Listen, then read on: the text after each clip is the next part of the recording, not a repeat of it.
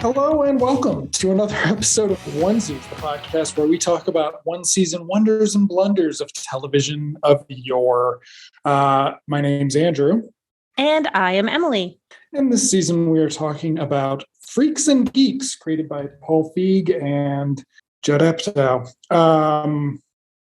We're talking about episodes 7 and 8 this episode in air order. So the first one we're going to be talking about is called Boyfriends and Girlfriends. Boyfriends and Girlfriends. Yes. So I had it pulled up and I must have closed. No, there it is. I can give you a very quick synopsis of this episode.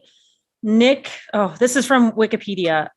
Nick begins to make more aggressive advances towards Lindsay, most of which end up making her feel more disturbed than love-struck. And on the geek side, tension is building between Sam and Bill when Bill is paired with Sam's crush, Cindy, as a science partner. Lindsay discovers that everyone assumes that she's going to have sex with Nick, and she doesn't know what to do. Sam decides to try to win Cindy back from Bill by joining the yearbook club. And it goes terribly wrong when she confesses a crush on another boy. So that's where I'm going to stop paraphrasing from that. I have a lot of notes. I forgot my note. I forgot my notebook at home, so I had to tear pages out of my work notebook when I was watching it. So, I mean, I don't even know where to start. I didn't even look it over to see. I want to talk about Rosso because he's in this episode and he's not in the next one we're talking about. Go ahead. Well, we can just get out of the way that there's an Old Spice high karate reference, which ties us back into Free Spirit. Again with the Free Spirit. Again. So that sort of does not pertain to the episode itself, but rather the context of this podcast. Yeah. One other thing that I thought that I'd bring up that is not part of the episode itself is that Maureen is gone. Maureen is completely gone. Yeah. So the girl that the geeks met and that liked them and told them that they were going to be friends has disappeared. Yeah. And that is a thing because the Cindy subplot, oh, wow. That's right. I forgot how that actually plays out. That's even more cool. Is in their science class, which is where Maureen came in the first place, but she is no longer there. So I will. Whoa. How did I not star that one? Okay. So here are my three things, and that'll just do a little bit of if you don't have yours ready, I've got mine. So first is, you know what? A 1941 poster. That's number one. Number two will be, thank you, Sylvia Plath. Yeah. Yeah. Fucking piece of shit misogynist. Cool beans. And then Sunday paper is a whole page for 100. So that's my third point. Okay. I want to talk about Rosso. Okay. I want to talk about Nick's a stud, and I want to talk about, let's see, what do I have on the back? Maybe I'm smelly, but I'm not stupid, because I love that. Okay. I love that little subplot, that kind of how it works out in the end. I love that. Yes.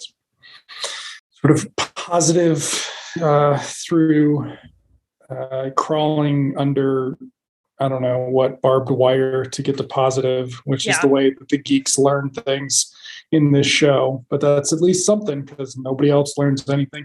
Okay, so Rosso. My first note for Rosso is Rush rocks. Yeah. What do you have?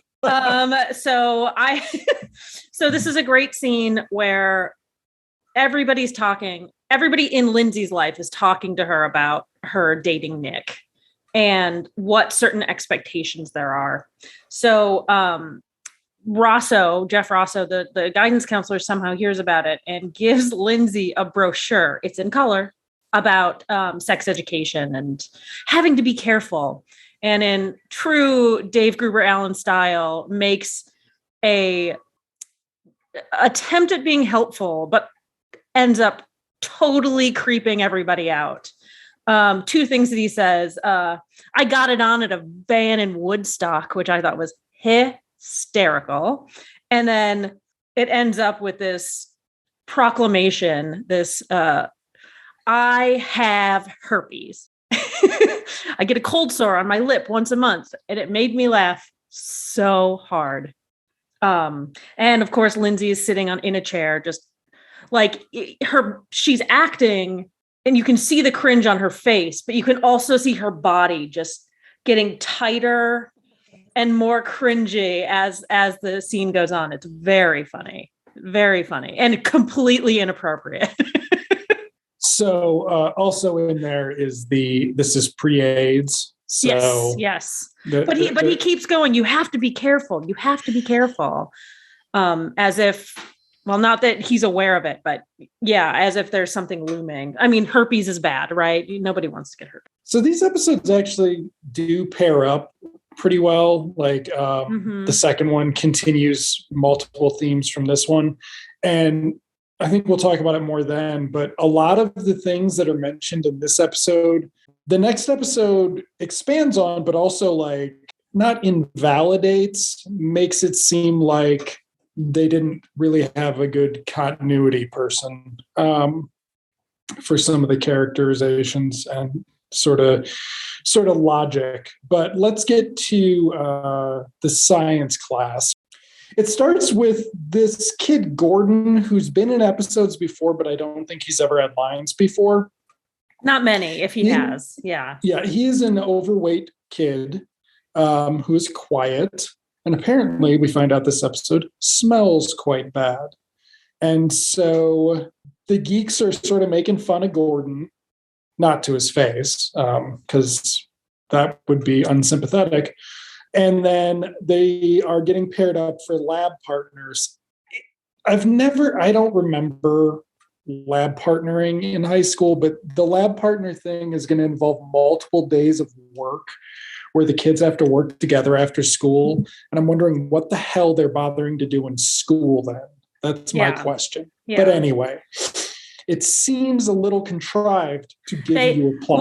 What they do in school is exactly that. They sit and chit chat with each other and give you exposition, right? Like it's an exposition class. So yes. So Sam gets paired with Gordon, and he's upset, and then he's more upset because Bill gets paired with Cindy, and somehow Bill manages to make obscene gestures, and it actually is not.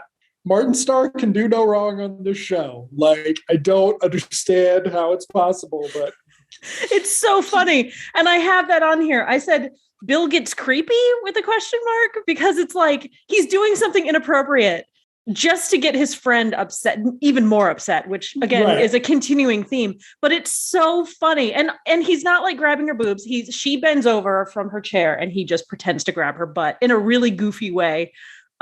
Because it's like mid-waist, like he's not even like, he's not reaching down. It's all for Sam's benefit. Yeah. So, and then we get, Lindsay and Daniel. Yes. James Franco's got jacked to doing these episodes, but whether that's good or bad is a whole other thing.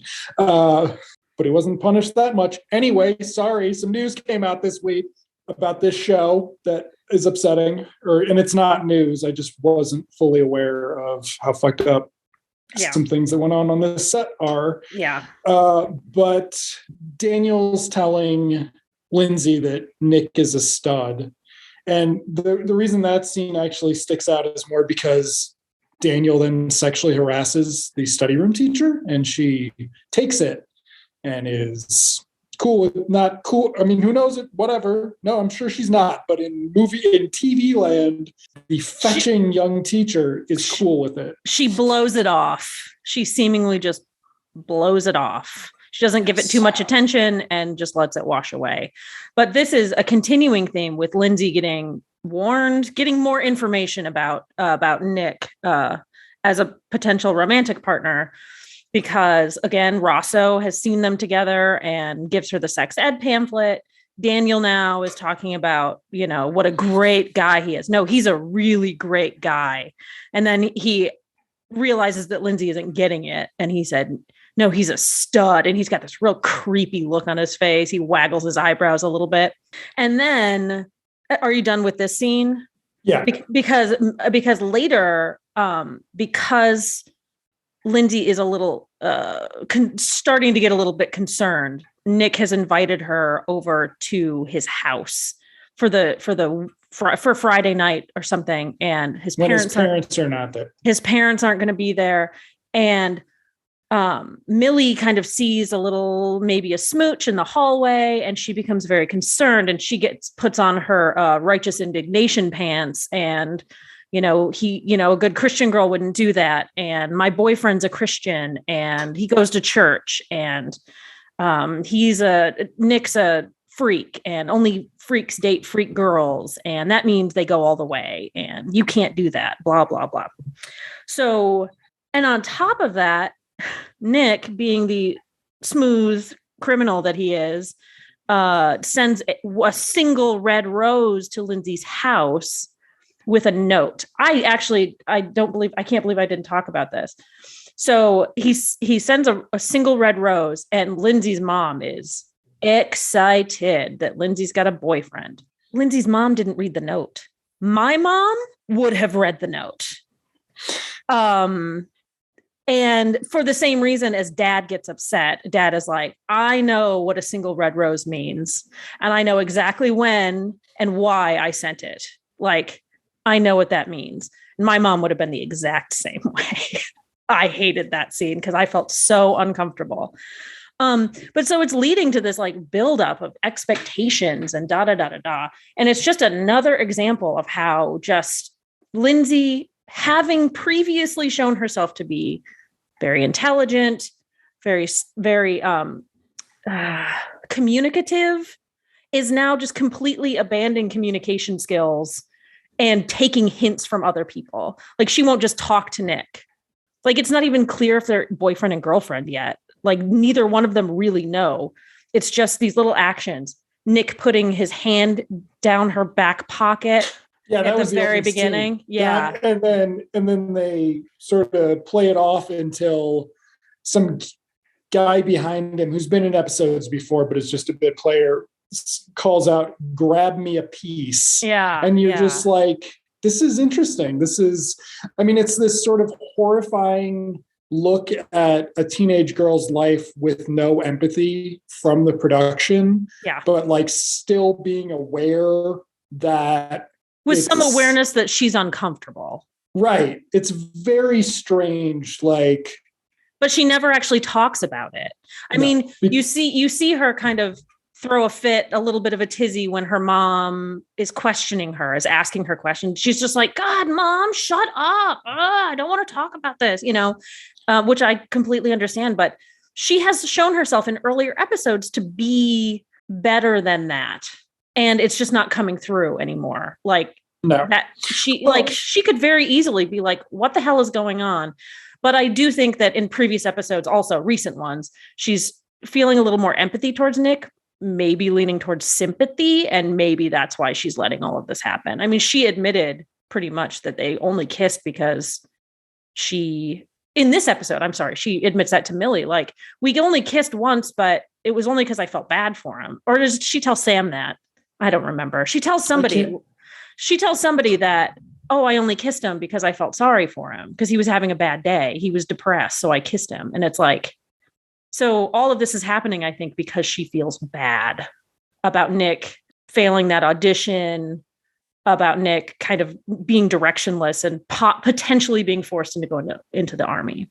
And then also, you're good. It also brings up that I think some of it is just that Lindsay doesn't have any actual friends. Yeah. So it's like she actually doesn't have anybody. She doesn't have a sincere friend on the show. Yeah. And it's just like, that's kind of what the show should be about, is that she's searching. She's unable to form a sincere human connection because she does, like, Millie's too problematic.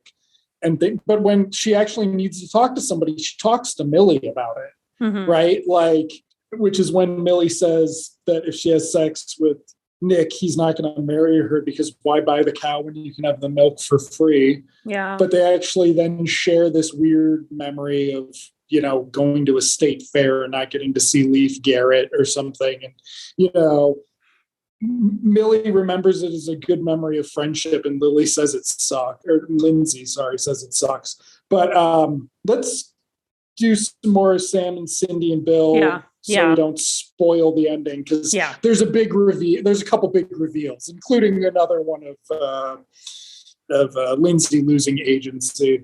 But we get this after school. Sam is over at his house, and Gordon is there studying, and then that'll be juxtaposed against Bill and Cindy. So Sam's room has a 1941 poster. 1941. I didn't notice that. Yes, I did, because I was like, bullshit. Nobody has a 1941 poster. Infamous Steven Spielberg bomb. Just complete fucking disaster, terrible, unwatchable garbage movie. And I'm like, sure, Sam likes that movie. Or is Judd Apatow sucking up to the DreamWorks co-founder, and DreamWorks produced the movie? Because Judd Apatow sucks up to certain types of people based on skin color. But anyway, what I say? What did that make it in? I don't know. It's fine. I don't do the edit. But anyway, so then Gordon tells Sam about he's got basically a glandular condition, and he smells, and that's later, actually. That's back in the classroom. Yeah. Oh, that's right. That's no. Back this in the is classroom. This is just when Gordon is handing out dating advice. Yeah. Dating advice in a 80s and 90s movie stalker kind of way. But it's also follow Cindy around. This is also a kid who maybe hasn't had a girlfriend, and maybe is taking advice from movies that he's seen, and just like he's trying to be. I mean, we've seen who's the other Harris. We've seen Harris do it too, where he's giving out dating advice. But my favorite part about that is when he says, "Oh, you have to join the clubs that she's in and pretend to have the same interests." And Sam, which is, disingenuous and maybe not the best way to attract a partner. But Sam goes, "Yeah, that makes a lot of sense." Just like they did when Harris told them to take Maureen to the all-you-can-eat ribs. They're like, "Oh, of course, that makes so much sense." Like, that's the way to win the girl. Just pretend that you have the same interests as her until she likes you. Great. That's what I like, to have a person with not my interests pretend that they have my interests. Yeah, I'm actually not going to talk very much. I just remembered some things in high school. I'm not going to talk fair enough about that. That's fair. Yes, but it's very realistic. It's problematic as fuck. Yeah. And hopefully the sequel series is all about Sam and Lindsay regretting lots about high school. But anyway. And then we see Cindy and Bill. Yeah. Bill, sorry. Over at her house. Mm-hmm. And she has just brought them snacks. And those snacks are healthy foods. And Bill thinks it's crap. And he has no problem saying it. Yeah. They also argue about TV, where he does a Welcome Back Kotter impression she doesn't get. He does Horseshack. It's the worst Horseshack I've ever heard in my life. But again, it's Martin Starr being perfectly Bill Haverchuck. I mean... Yes, and then we find out Cindy likes The Muppet Show, and Bill does not like The Muppet Show, which is a problem with Bill, basically. But then Cindy farts in front of him and blames it on the chair. And this actually doesn't go anywhere, which makes it a little bit better, but it's a little bit worse because Bill was the one a few episodes ago who was talking about, "No, man, you got to be able to fart in front of your wife," right? Like. But maybe he was thinking of it in terms of Sam, because remember, Sam was like, "You can't do that. That's gross. You can't do that." And so now he's thinking of it like, I can't wait to tell Sam this because he's going to be so grossed out that this happened. I also remembered, I don't think they ever said the woman could fart in front of the man. Like, there's that. Well, that's probably assumed. It is, probably still assumed in popular media today. But the funny Bill part in this is Bill goes to test the chair. And there's just this belabored scene of him sitting in the chair and getting up in all sorts of different ways to try to get the vinyl chair to squeak, and it doesn't. That's hilarious. That was funny. So then I think we cut back to Gordon and Sam, but the next big scene is Daniel and Nick at school, where Nick is bragging about his honor roll's girlfriend to Daniel. And it doesn't play right. And it's like, but still is super shitty. Like, it's just Nick making fun of Kim, basically not being smart or high class like his lady. And it ends with Daniel punching him in the chest. And that was like, no, that's not where he should have punched him. He should have punched him somewhere else and harder, but still, like, it was like, oh, so Nick is still unlikable. Like, that is just how we lead into this is that he's just a fucking asshole. And little does he know that Daniel probably could have stole Lindsay like that, because it's already been stated that she had a crush on him. I mean, maybe she wouldn't do it because Kim would kick the shit out of her, but Kim wasn't established as his girlfriend at that point either. And right. Yeah. So poor Nick. I mean, he's an asshole, but he's also fucking clueless. Well, didn't he know? Or did Seth Rogen sort of know? I think Seth Rogen probably. Okay. He doesn't have a lot to do in this. Yeah. No, I don't think he's even in this one. He's got a lot to do in the next one, but just like around. So it's like they forgot that they needed him. Then we have Bill teasing Sam. Oh, we forgot to mention, Cindy comes over to talk to them at some point at their table or sits down. And that's when we established the first time in these 2 episodes, she doesn't know what Neil's name is. But she never came over to hang out with them when she was like buds with Sam. It took Bill for her to like come over and chill with them. Yeah, it's weird. But, oh, yeah, here we go. She cut the cheese. That's not funny. Girls can't fart. Those are my notes. So, cut the cheese is the funniest phrase. I don't know why it makes me laugh so much. I think it's Martin Starr saying it. I honestly think it's him saying it.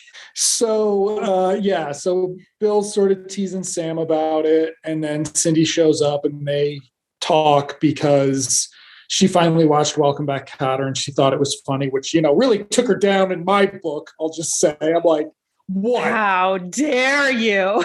How dare you? Sure. Okay.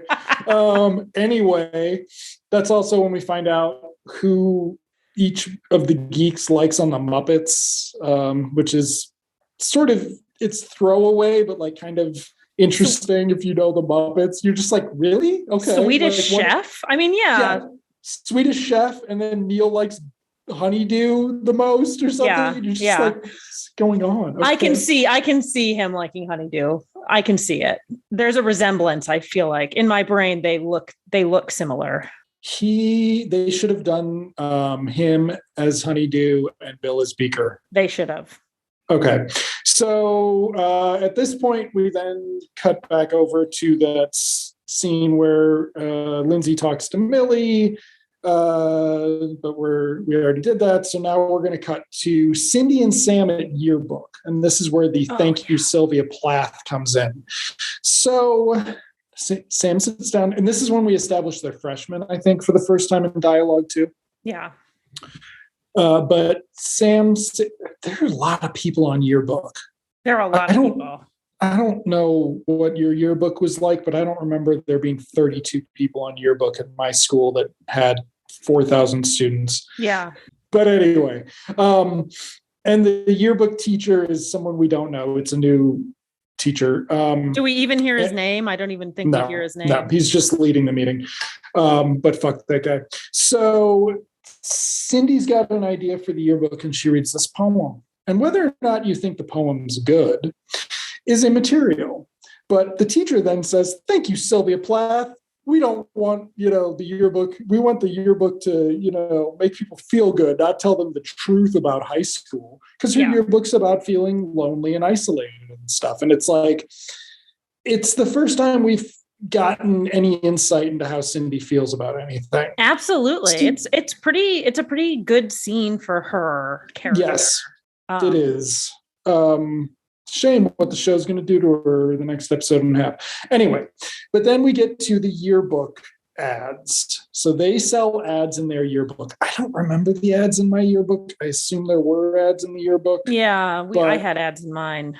I don't remember what they were, but we also get when they're walking to sell ads, we get a little more insight into Cindy, and she talks about, like everybody thinks cheerleaders should be happy all the time. Sometimes I just want to be grouchy. Just let me be grouchy. I just started my period, for God's sake. Like,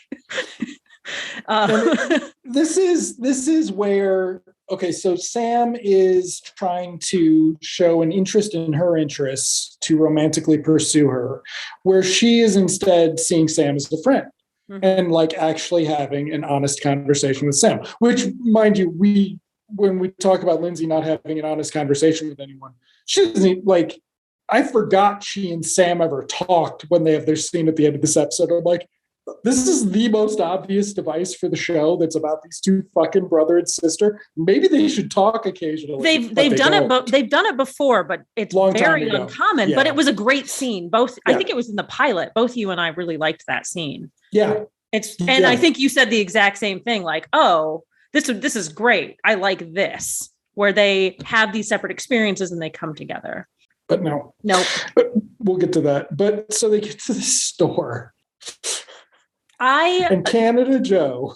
They get to Dad's store, and it reminds me, it looks identical to the locally owned sporting goods store where I went to school in northern Michigan. So this is Detroit, or suburban Detroit. But this looks exactly like it. There was one exactly like it. Like the placement of the furniture and everything. It's weird. So they're trying to sell Dad the ad, and he's blown it off. But then he gets the look from Sam, and he figures out what's up. But then he makes this comment that the Sunday paper is they're selling him a quarter page for $25, I think was what it was. I didn't write that down. But he complains that the Sunday paper, he can get a whole page for $100. And I'm just kind of like, yeah, but a yearbook ad is perpetual. Like you don't presumably throw, like there's so much long tail in that ad, dude. Yeah. Which made me think, oh, yeah, okay, Canada Joe's not that bright. But he is bright enough to know that Sam is trying to make the moves. After like 3 hints, though. It took him a minute. Well, it took him, you could have run it through the entire time. And then we cut to dinner where he refers to Cindy as a cute little number. Yes, which was creepy. And it was noted by Lindsay that it was creepy. It was noted by Lindsay, to which Dad's response is, what am I supposed to do? Call her Ms. or something? Yeah. And I'm just like, wow, fuck this so much. Yeah. But this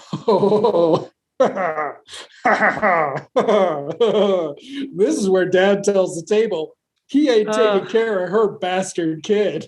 Yeah, so Dad finds out about the red rose because Mom is so excited, which then once Dad gets upset, completely flips, and they're both worried about her having sex. And he tells this horrific story about him being in Korea during the Korean War, which involves his first, they're, I think, alleging his first sexual experiences with a Korean sex worker. Yes. And it was terrible because it didn't have any meaning. And it's like, well, how does a sex worker feel about it?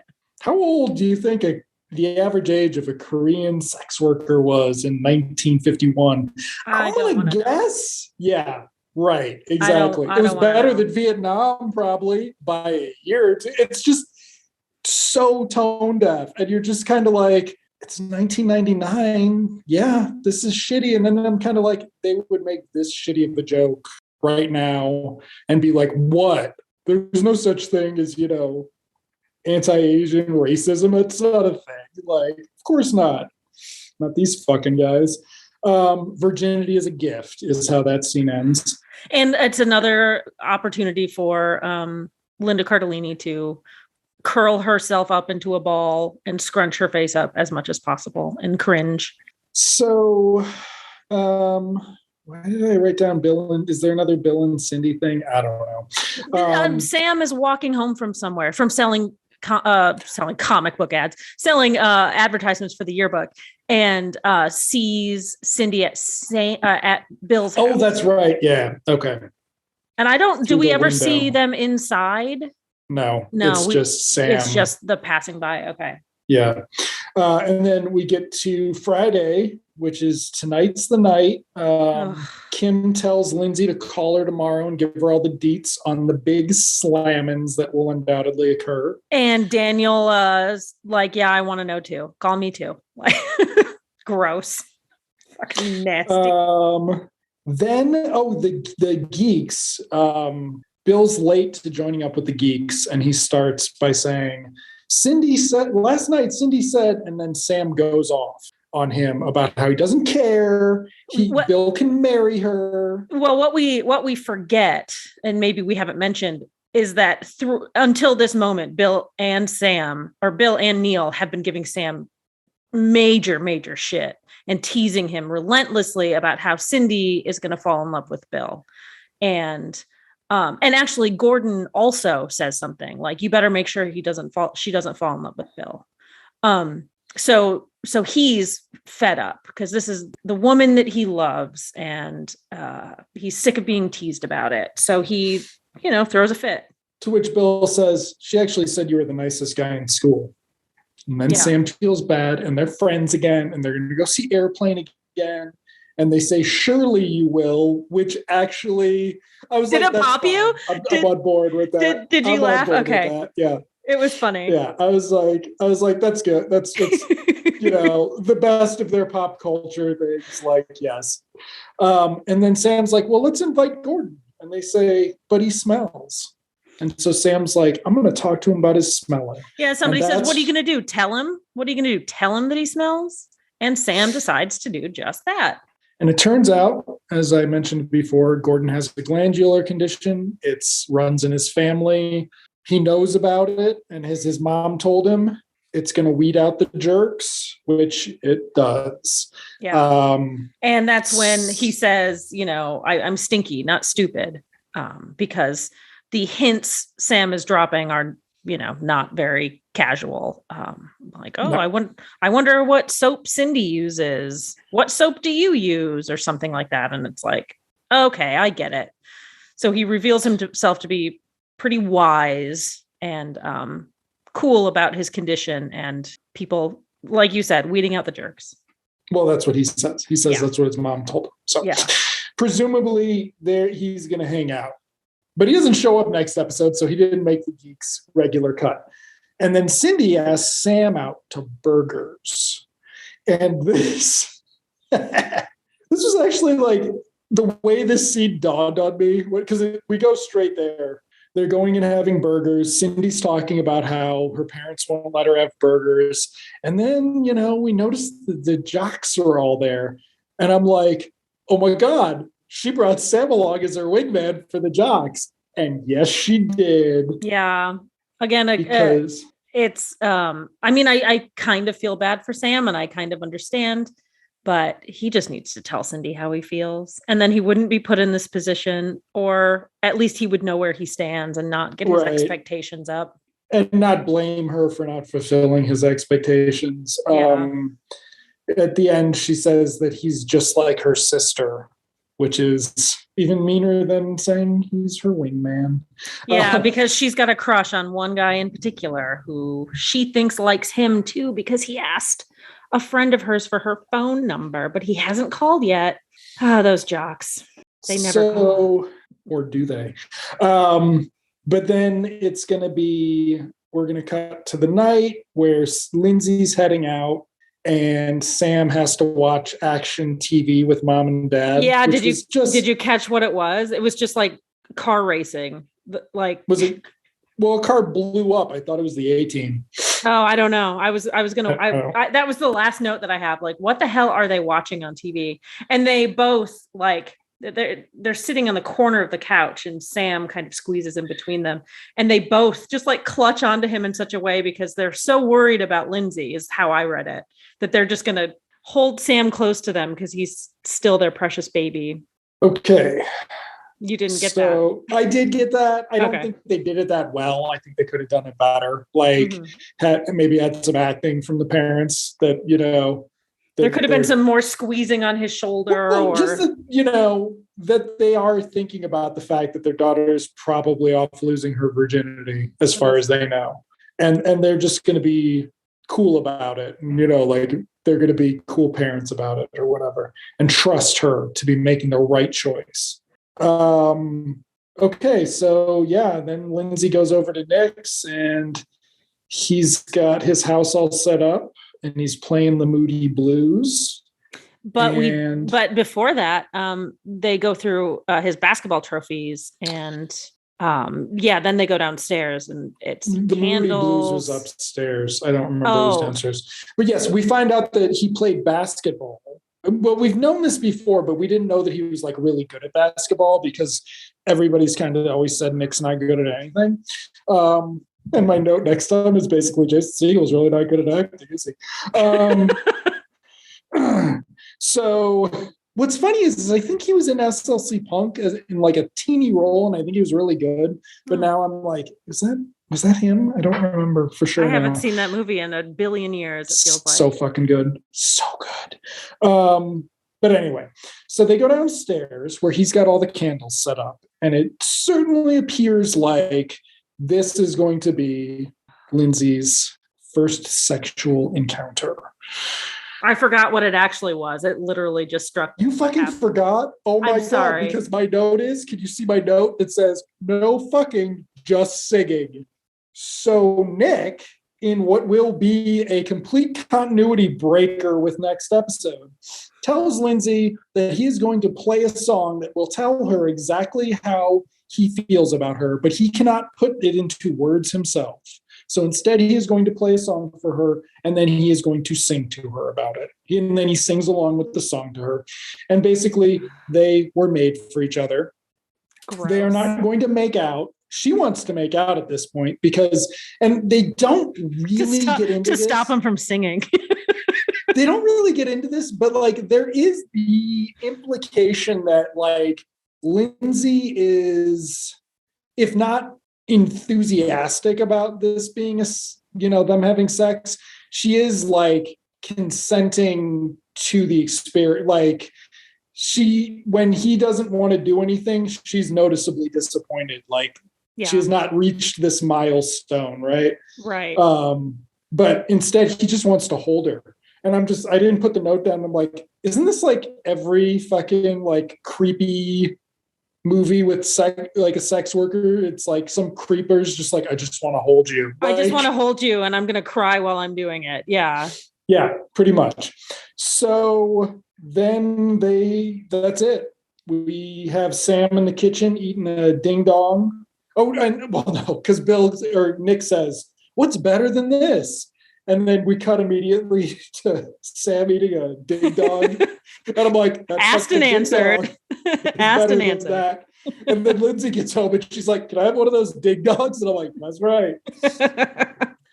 And then he tells her. Yeah, they have a little moment. And then she does not explain to him what's going on with her, because he is just a freshman after all. But they have a little moment, and then Cindy calls to give Sam the good news that Jock called her. And he is a good friend on the phone without being too enthusiastic. And Lindsay joshes around with the phone, and it's like a really nice scene. Yeah. And you're just like, why? It's a fucking network TV show. Why doesn't every stupid episode end with this? Like, it's a no-brainer. Like, it is perfect. It really is. And they have good chemistry, and you really kind of believe that they are siblings that care about each other. It's a fantastic scene. Now, okay, so that's the end of so the next episode actually starts with this note. So what's the next episode called? It's called We've Got Spirit. Okay. Do you have 3 items for this? Do I have 3? I have Shia LaBeouf babies. I have Heidi's locker. This is in reverse order because I'm out of it. Call Back to Grandma, Heidi's locker, and Shia LaBeouf baby. Okay. So, we can. I wrote down actually wrote down a bunch of these. So the grandma one was one that I had too. Oh, we can talk about pep rallies. Had to see your face. My Heidi note was Heidi with the Confederate flag. Where was Michigan in the Civil War, by the way? I knew people like that. I didn't associate with them, but I knew people who had them in their bedroom windows. Gross. Yeah. So yes, white people suck, everyone. I was actually nicer to Siegel in my notes. I was like, is he supposed to be this uneven? Poems, that'll be one of my points. And then Neil the Norrisman will be the final one, because we do have to, this one has a great physical comedy, element. Second half. It's a really long sequence where it's the A plot. Well, it's because the geek B plot is so tied into what's going on at the school. Yeah. But we open with Nick and Lindsay down in his basement. And he's like, I can talk to you, Lindsay. You're not like the guy. You're not like Ken and Daniel, because Seth Rogen is going to be in this episode more than he's been in the last 4. With nothing to do, though. He's just around. He just has things to do, or he's just present. But Nick starts talking to her about death. And Lindsay's like, yeah, my grandma died, or he knew her grandma died. And he immediately shuts down her talking and instead talks about himself. Because he is stoned. Is it because he's stoned, or is it because he's Nick? Nah, good point. But Lindsay guesses. She realizes he's a little deep in the moment, and asks. This is before school too, so it's like, I did, because I didn't get that. This comes in a bunch, that all of their interactions are before school, which I'm like, what fucking time are you getting up? What about, isn't there daylight savings time? It shouldn't be sunny out yet, kids. But that's when she goes through his picture book and discovers a picture of Nick in his basketball uniform with a girl, and the girl's face has been cut out of the picture. Very meticulously, too. It was a very perfect, even oval around her face with tufts of blonde hair coming out of it. I mean, craft department did it. So good point. And that girl's name is Heidi Henderson, which is going to be very important. And Lindsay at this point shows no recognition of that name, which is also very important. Not important, but also noticeable, because it's unrealistic. Again, I've said this in other episodes. In a high school that size, you know who the couples are. Oh, well, whatever. So then we go to high school. Nothing. No, you're good. Yep. So then we go to high school, and that's when we see Seth Rogen. And we see school. We see cheerleaders putting up a banner. And that was another one of my notes. It says, "Assassinate Lincoln." So the big game that's coming up is against a school, presumably Lincoln High School. I thought it was funny that it said "Assassinate Lincoln," because it's horrible. Obviously, it's horrible.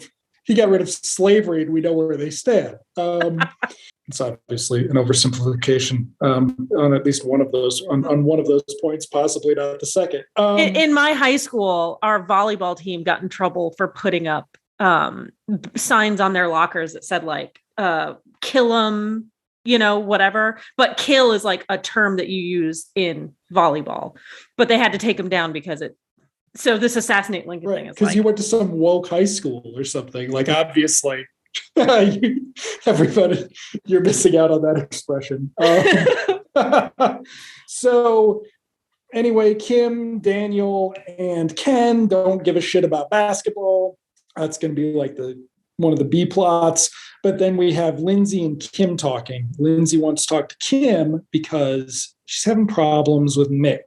And Lindsay does not Kim says, do not break up with Nick. I will straighten him out for you. He'll go berserk. Yeah. Which is just another great sign for Nick.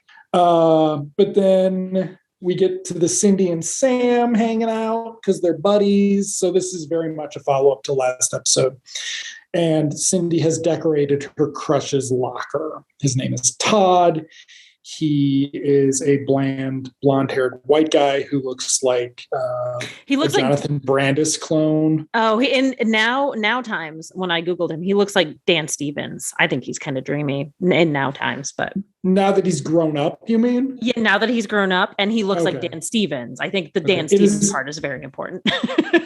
He's very attractive. It'd be so cool if it were Dan Stevens.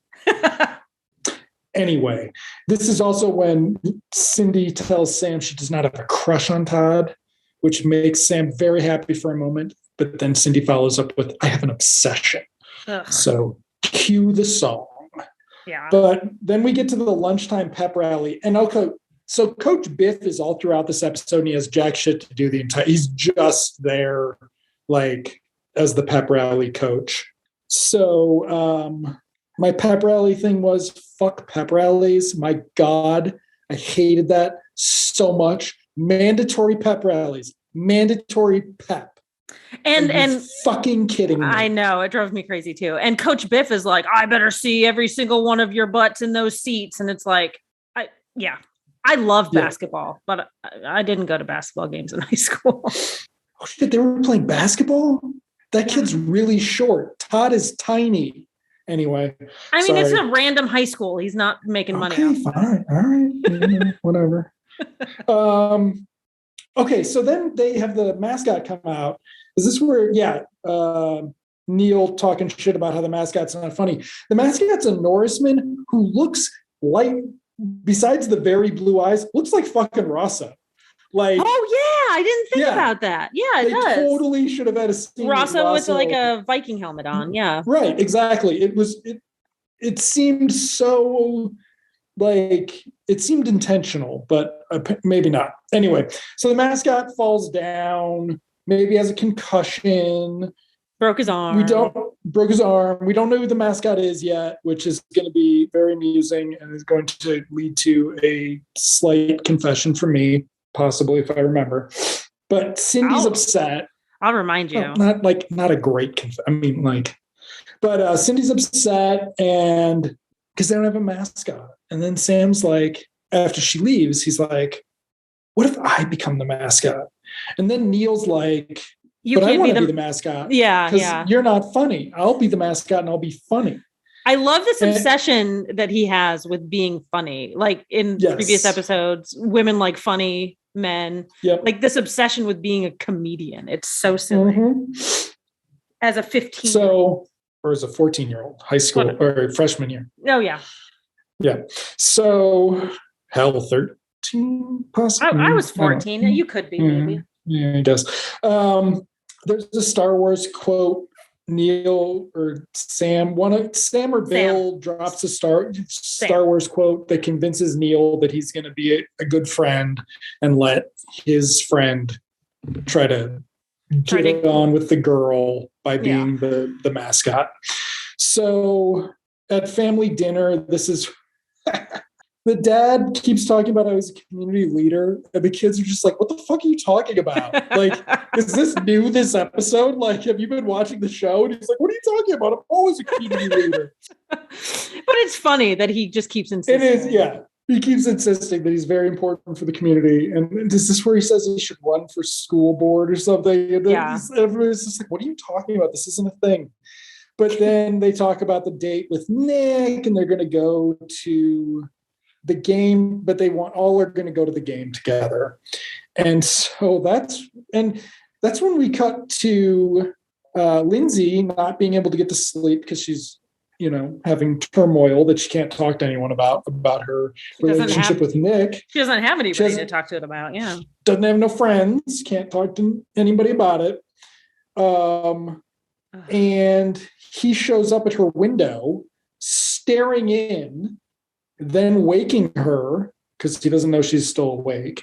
And then they go to the door, to which he says, I just had to see your face, and then proceeds to stare at her a little before going away.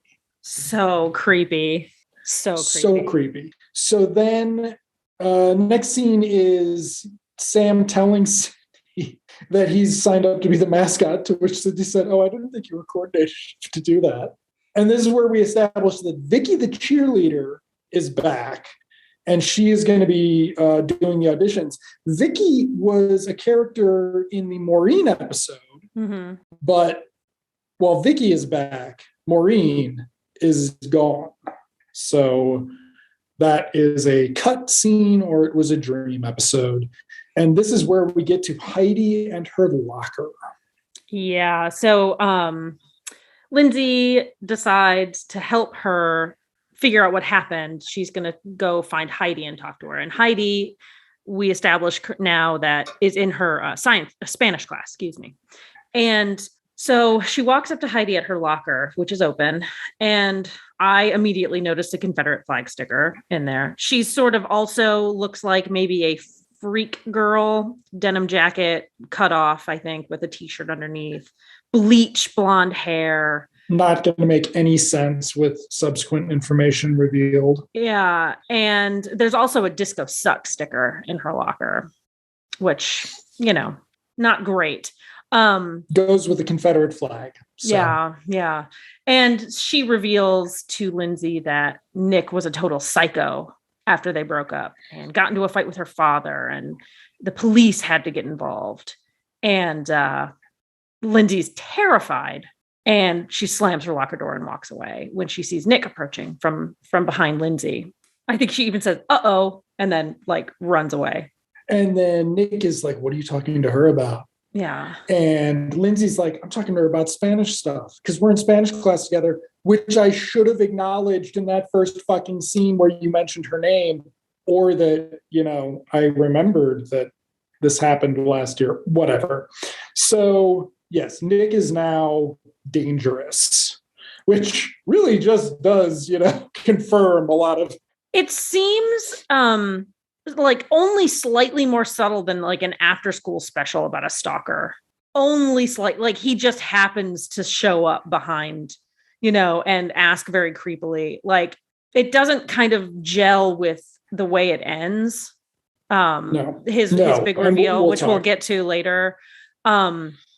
So it just seems very put on, for the sake of building suspense, I guess. Yes.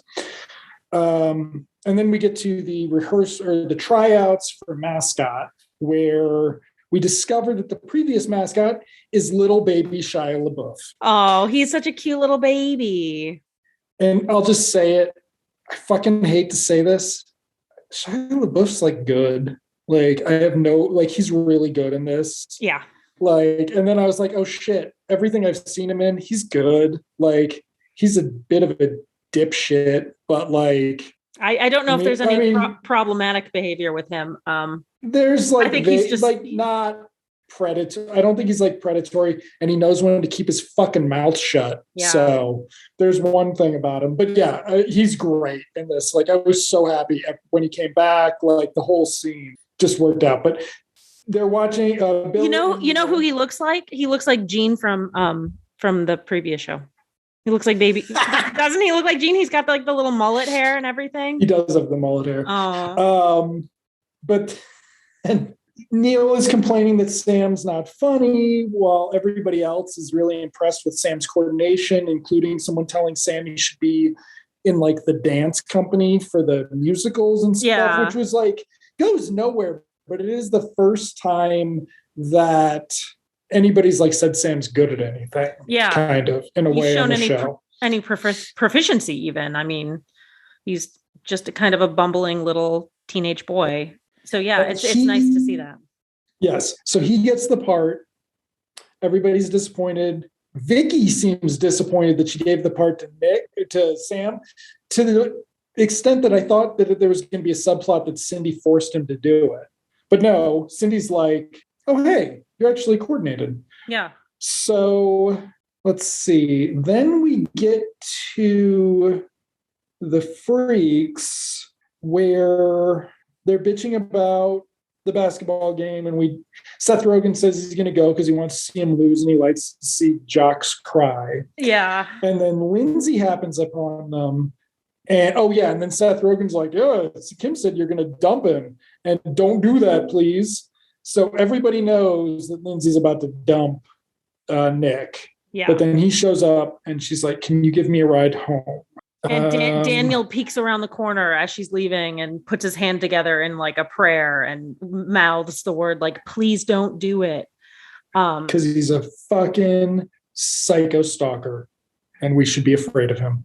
We shouldn't be afraid of him because he tried to grope her, but whatever. Amusing tryout thing where Vicky's being bossy and Shia LaBeouf's telling Shia LaBeouf and Neil are talking about how you don't have comedy. She didn't want comedy. Yeah. He wanted to be funny and she wouldn't let him because she's a tyrant. Which also she's the head cheerleader and she gets to pick the mascot, but later we see them practicing, and they don't seem to have an adult cheerleading coach. It just seems to be Vicky. It's weird. I thought that was weird. Well, it's weird, but she's good at her job, so whatever. I guess. Biff's off in the locker room chatting up the cheerleading coach.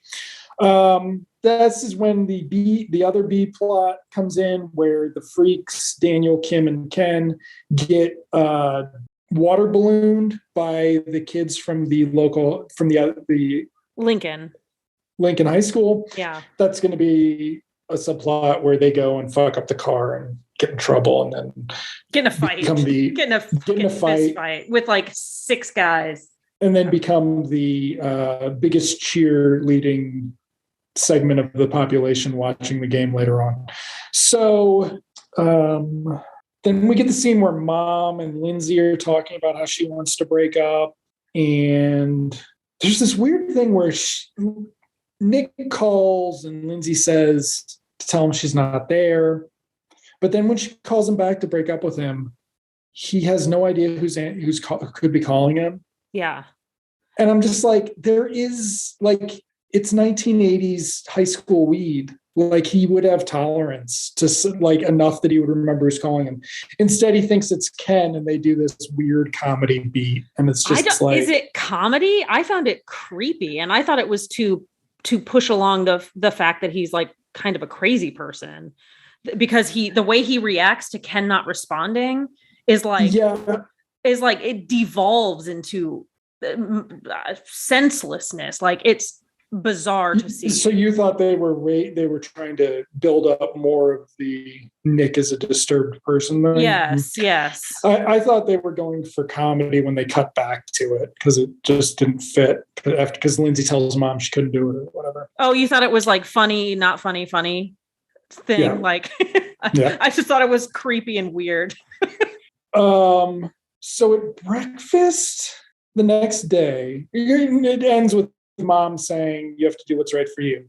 At breakfast the next day, Mom's excited because they're going to go on a double date. Then she remembers that Lindsay's going to break up with him, which is like, Mom's got a short ass memory. Yeah. Possibly because she's getting stoned too.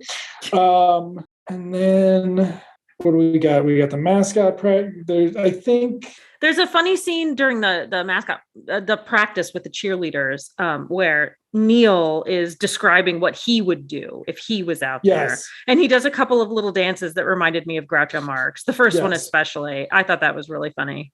And Bill's sitting there going, yeah, but you're not funny, which will be funny later. So, yes, Sam's not using the sword. But then so in the middle of this is when Daniel and the freaks see the jocks, and we're going to get into their subplot where they go after their car. But how does this work? Because they're already at school, and then Lindsay's going to go talk to... When does school start for these kids? I have no idea. Anyway, so Lindsay goes to talk to Nick. And Nick already knows something's wrong, so he's going to tell her what really happened with Heidi. So basically, basketball player Nick started dating presumed at the time preppy Heidi when she was on the rebound from another guy. This also means that Nick was friends with the freaks when he was a jock, which is interesting. Yeah. But also doesn't matter because continuity doesn't exist on this fucking show. So I didn't even think about it, but you're right. It's weird. He wrote her lots of poems. They dated for only a week. Over which time, presumably, he fucked her. They did a lot of fucking and a lot of poem writing over that week. She then dumped him and went back with her ex-boyfriend because she was just on the rebound. And she showed her ex-boyfriend the poems, and that led to everybody in school knowing about the poems. Except for Lindsay. Also, this means he could write poems for Heidi, but he couldn't find the words last episode for Lindsay. Oh, Jesus. I didn't even think about that either. Yeah. That was one of my other things. Well, he just loves Lindsay so much more than Heidi. Because they're meant to be together. Exactly. So none of this makes sense with the way people talked about the relationship last episode. I think maybe even before that, they talked about Nick's ex-girlfriend. And like, it does not fit this story either. So like, did they want to do a creepy after school special and then decide they were going to change it up? Whatever. At the end of the scene, Lindsay's basically she's not going to break up with Nick at this point because she believes his side of the story. But he did admit also to breaking into her house to steal the poems back, which is what got a fight with the dad and getting the cops involved because he literally broke into her house. But I think he phrases it like, I went over to her house when she wasn't there and I tried to steal the poems back. Do you think what we've established about his father and Nick having been arrested in high school, do you think this works? No? Okay. So, I mean, like, some of Jason Segel's bad performance is just like, this character makes no fucking sense. Yeah. Like, but he's also not good in that scene. So anyway, that was the scene where I was like, maybe he's not the kid in SLC Punk. But I think he is. So then we get to Cindy and Sam at practice again, where he tells Cindy that she'd make a great head cheerleader much better than Vicky. But then Todd comes over and Todd talks to Cindy for a second and Coach Biff calls him away. And so then Sam is going to be shitty to Cindy. Yeah. About Todd. Yeah. And Cindy's like, are you just stressed out or something? I don't know why you're being so mean. And then she's like, bye, Sam. And Sam's like, because you're my lady. Haven't you been watching the show? So the freaks then get to the car and they spray paint it and they get caught by the guy who goes on to play Kariagos on The Good Wife. Oh. And then they all get their ass kicked by all these jocks. And we've established once again that Daniel doesn't seem to be a rough and tumble freak. He just looks like that. Like he actually cannot fight. So that's interesting. I loved the scene before because you don't actually see the fight, but they're doing putting their fists up like they're gonna punch the guys, and he does that cliche like tell my mother I love her. I actually thought it was kind of funny. Yeah, this is sort of the most successful freak subplot in a lot of ways, like because it's just like sort of a funny, also not high school thing. Yeah, and it's a nice little turn of events where now suddenly they're, like you said, the biggest fans of the team just because they want to see those jocks that beat them up get beat at basketball. It's also nice that 9 jocks beating the shit out of 2 guys didn't end up with any more 2 damage. Guys and a girl, by the way. Did we establish it? She was all cut up too. She was attacked? Yeah. Okay. So she's got a bloody lip. That's what gallantry is in Michigan, right? So I survived it. So then we're back at the game. And this is where Sam's like really shitty about it because he sees Todd and Cindy kiss. Or no, he doesn't see them kiss. He sees them talking. And then we hear Cindy's side of the story, which is that he does kiss her, which seems a little weird that I think we do. Junior or senior is kissing hey, cool. He's a Christian, so it's okay. Though Millie's not in this episode to give her take on that. Yeah. But this is where Sam just says that he Todd sucks because he's cocky and obvious, or they're so obvious together because she's a cheerleader and he's a basketball player. And it's just kind of like, I kept waiting for Sam to be like, no, man, I fucking like you. Like, this sucks. But he never does. It goes nowhere. It goes absolutely nowhere. It's just like, I'm a little dick. And like, we're seeing it from Sam's hurt perspective, but we're not actually seeing it from Cindy's friend is being super shitty to her. Yeah. So this is where we get Nick and Lindsay at school before the game, and they're like cool-ish still. And Dad invites her over to introduce all of his friends, the high society of suburban Detroit. A councilman, the sheriff, who does not give a shit about the teenagers fighting, by the way. Yeah. And a car salesman, and presumably a used car salesman. And these are dad's bros. And Lindsay does not think they are cool. But then the freaks walk by, and they're all beat up. And Dad's embarrassed that these are their friends.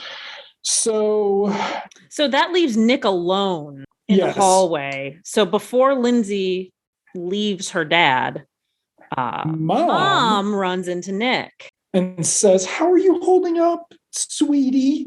And he's like, "I'm good." And she's like, "I'm so sorry about everything. My daughter cares about you, but she's just so overwhelmed and needs her space."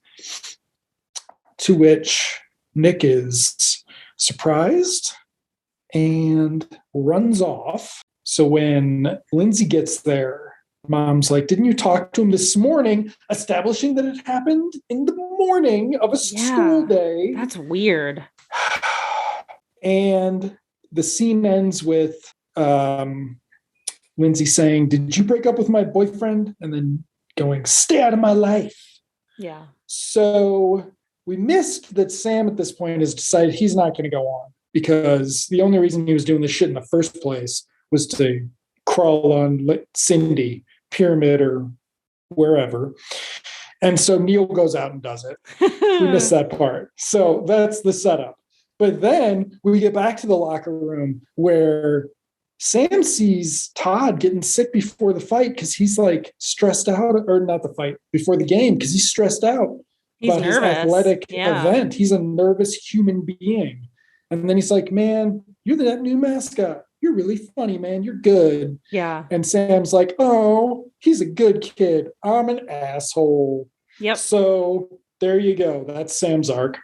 Then we get to the game where Mom sits down with Dad and is like, "Lindsay's upset." And Dad's like, "Shh."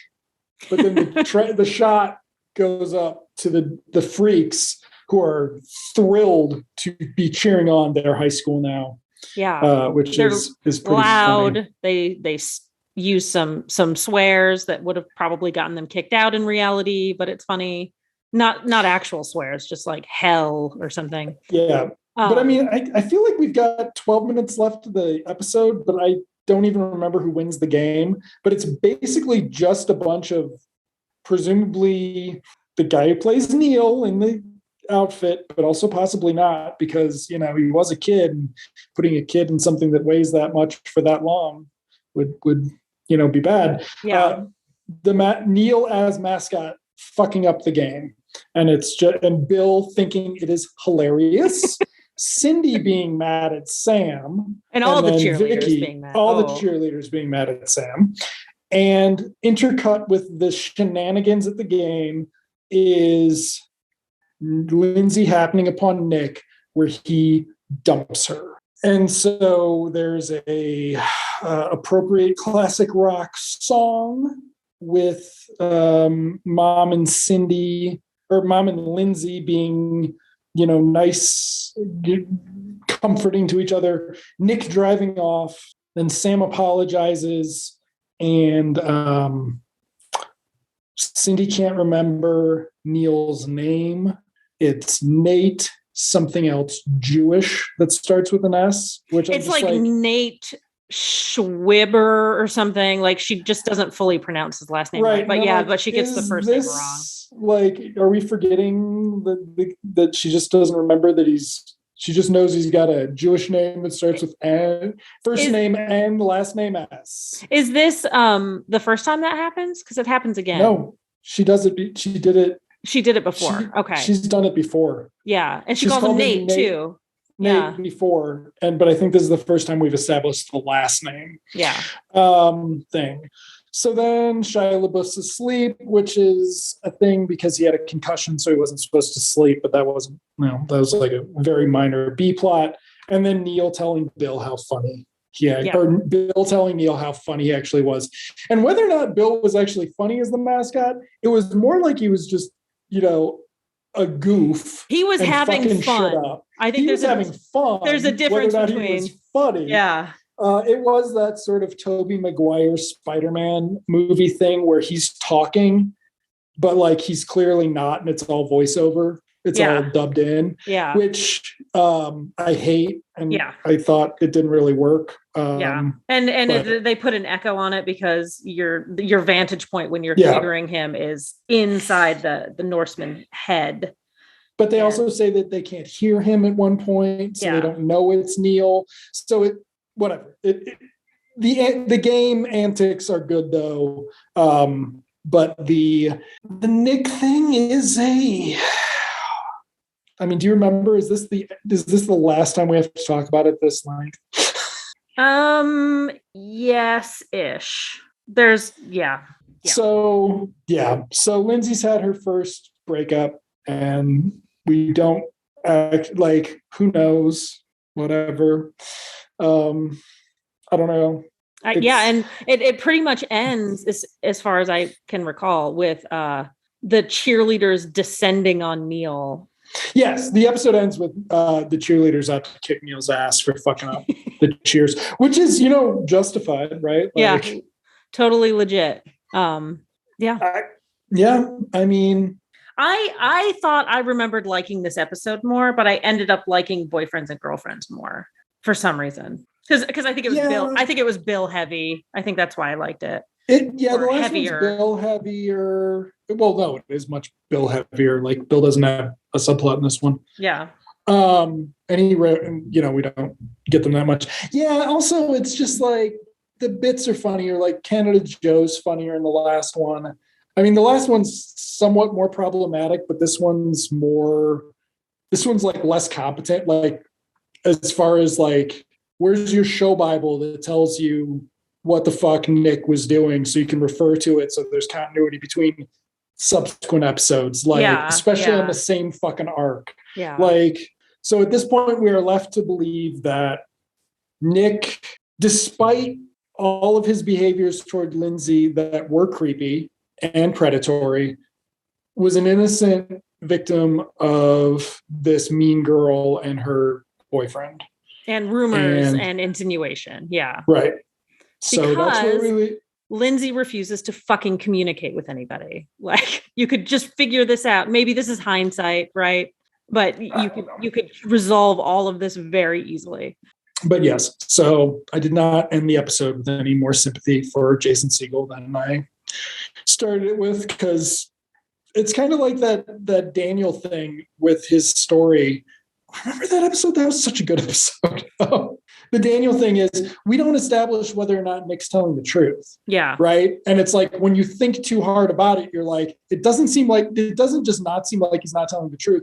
It also doesn't seem like anybody knew that this was the story until this episode. Right? Yeah. Including his friends. Like, they didn't even know. And I had a thing and it escaped me. Because, when Ken likes watching jocks cry, did he like watching the basketball player cry when somebody read his poetry everywhere, and Lindsay somehow missed it? Yeah. Like, it's just one of those things where you're just like, do you have the writer? Do you have Wikipedia? What's the writer credits on this? Written by the We've Got Spirit, or no, Boyfriends and Girlfriends, Patty Lynn and Paul Feig. Who wrote the second one? Mike White. He's got another page. Let's see. Oh, dude, it's Chuck and Buck. It's that guy. Yeah, he's one of those. Okay, guys. So yeah, one of the things, of course, with American TV is that the TV writing credits are decided by the Writers Guild. So The Room might have written it. It might not have written it. Aaron Sorkin might have written it. He might have had somebody else write it and put his name on it, all sorts of things. So that does not necessarily, that would also, the Mike White credit just suggests that Mike White contributed the most of the episode. And it could be a contractual thing too. There's all sorts of things. So they all have contracts and they get contracts. You can't blame it on Mike White. Right. However, that characterization because Chuck and Buck it's not great, but it's like not full of shit. Okay, never mind. But anyway, it seems like there's a disconnect in the writing of the character, not just between the previous episode, but this episode as well. Or internal to this episode, there's not much consistency to Nick because we're portraying him as a predator, or at least as she says stalker, which I'm not sure if that was really used in 1980. But it's like, you mean the guy who grew up with Lindsay? That at the party, he waited for her to be sad that Daniel didn't like her so he could grope her. That guy, shocker, there'd be something to that guy. But I don't know. They were a fine pair of episodes in a way. They're not. The Confederate flag is I don't know. Yes, yes, I will go with that. The Confederate flag is the worst thing in it. It wasn't cool when they did that in 1999. Yeah. When was the Tom Petty tour where he was like, wait, what the fuck do you mean? People think the Confederacy was good? I'm never using that symbolism in my fucking thing again for Americana. That's terrible. We had no idea. We're a bunch of fucking California potheads. We're stupid. Sorry. Right? No, the connotations are there. So deal with it, especially in 99. But I was not passionate about these the way that I've been passionate and positive and negative about other episodes. So next week we will talk about episodes 9 and 10? 9 and 10. The Diary and Looks and Books. Story by Judd Apatow and Rebecca Kirshner. Teleplay by Rebecca Kirshner. Okay. I don't know what that means. But anyway, so that's for The Diary. And then Paul Feig wrote Looks and Books. So I'm looking forward to that. Yes. All right. Well, thank you for listening, everyone. And we'll be back next week. And that's it. Thank you. Bye. Fuck Judd Apatow.